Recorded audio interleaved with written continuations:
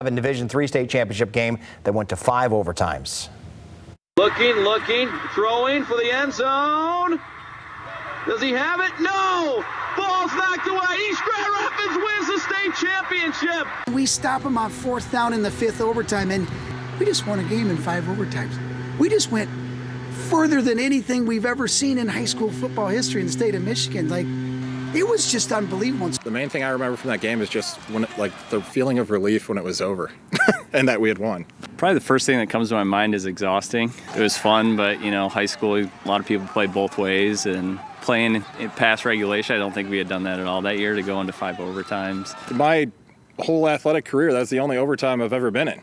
I remember just trying to figure out what the rules were.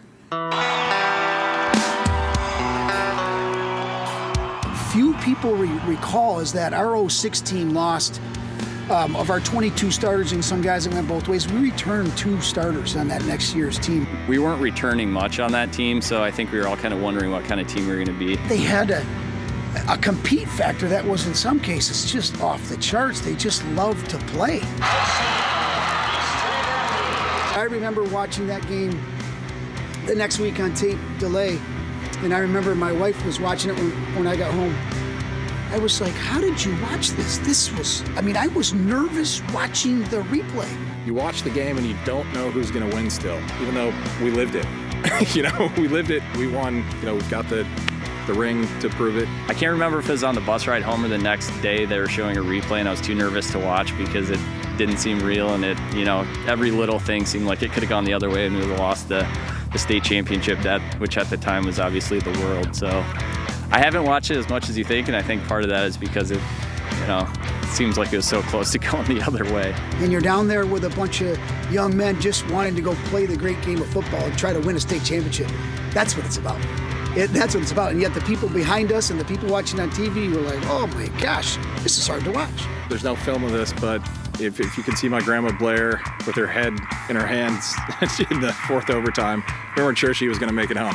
When you're driving in a snowstorm, would you rather be driving or sitting next, in the passenger seat or in the back seat? You kind of want to be in that driver's seat, right? And that was the feeling I had being down there in the field. The most incredible memory that I have is that those players on East Grand Rapids football team had no idea, and never even thought about losing. All they were thinking about was executing the next play. In fact, one guy, Alex Luke, said in the huddle, he goes, Coach, this is what we've been practicing for. Those guys didn't think they were going to lose. I just think there was a calm and a quiet confidence. And of course, looking back, the special piece of playing such a long game against such a good team like Orchard Lake. It certainly has its place in history, but at the time we were just thinking there's no way we're going to lose this game. I was on the ground with a bloody nose, looking up at the corner of the end zone. When I saw that ref shake his hands, I just went back down on the ground, and I was so happy. I'm just so proud of these guys. These kids they just shock me every day, and they shock the world today. It's like something came out of a book or something, 5 overtimes, last play, 4th down. It's incredible. Young people I know play in bowl games, and they play for national championships, and I'm not so sure that what our kids experienced was any less than that, any less than a Super Bowl. It was their Super Bowl.